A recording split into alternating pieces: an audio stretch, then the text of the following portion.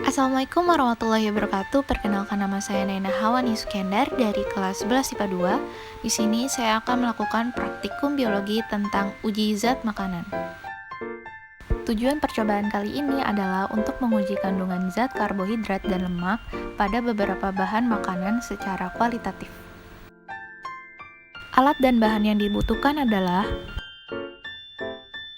plat tetes, kertas buram, sendok, dan pipet tetes.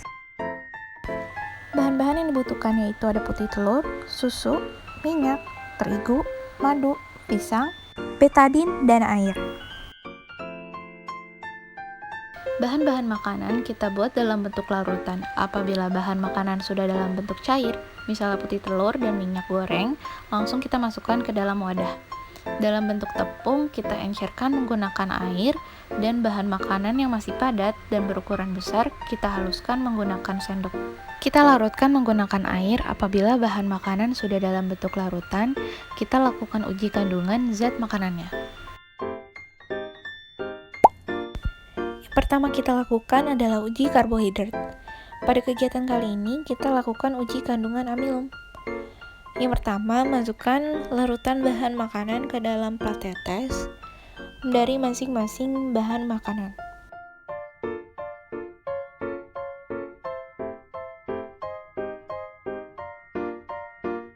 Setelah itu, tambahkan 3 tetes larutan betadin ke dalam masing-masing bahan makanan dan amati perubahan warnanya. Kemudian, catat pada tabel pengamatan.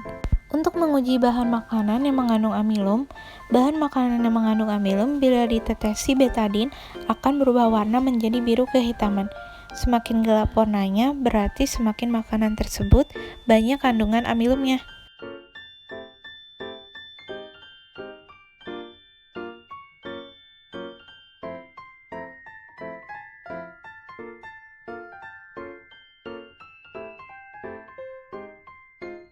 Dari 6 bahan yang ditetesi betadin, ternyata yang berubah warna biru adalah tepung terigu dan pisang, sehingga kedua bahan makanan tersebut terdeteksi mengandung amilum. Sedangkan putih telur, susu, minyak goreng, dan madu tidak menunjukkan perubahan warna biru, sehingga keempat bahan makanan tersebut tidak terdeteksi mengandung amilum. Yang terakhir kita lakukan adalah uji lemak menggunakan kertas buram. Pertama, oleskan larutan bahan makanan di atas kertas buram, beri keterangan masing-masing, dan biarkan sampai kering. Kemudian, amati di bawah cahaya dan catat pada tabel pengamatan. Kertas buram digunakan sebagai uji lemak. Jika bahan makanan yang diolesi mengandung lemak, maka akan membuat kertas buram tersebut menjadi transparan. Kertas buram yang diolesi minyak goreng, susu, dan pisang, setelah kertas buram mengering, meninggalkan bekas transparan. Bekas transparan pada kertas buram menunjukkan adanya lemak pada bahan makanan tersebut.